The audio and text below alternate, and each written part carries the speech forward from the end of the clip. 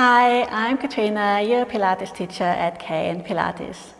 Today we've just got a quick video on how to sit with a tall spine. So let's begin.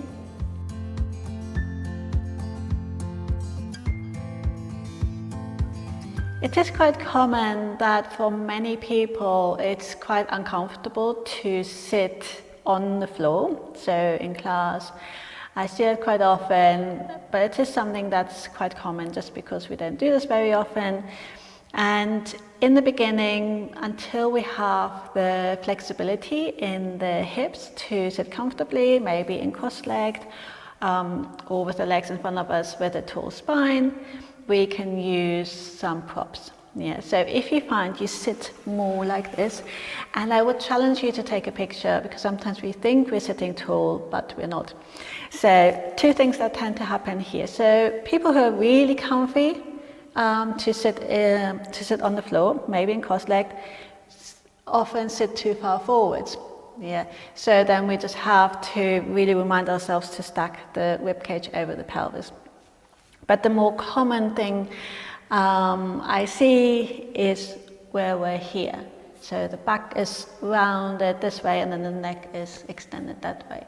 And then you can see that's not a tall spine. So sometimes we just have to remind ourselves to align the body, which means stick the bum out a little bit to create that gentle curvature in the lower back, and then stack the ribcage over the pelvis, relax the shoulders down and find that nice length of your neutral neck. Yeah. So that could just be all we need to do. But if it's all effort, we're not going to really get there, then you want to sit higher up, and it makes all the difference. So you can use a block if you have something like this, or a cushion, or fold a towel up to create some height, and then you sit on there. And very often it helps just to sit at the front if you have a block.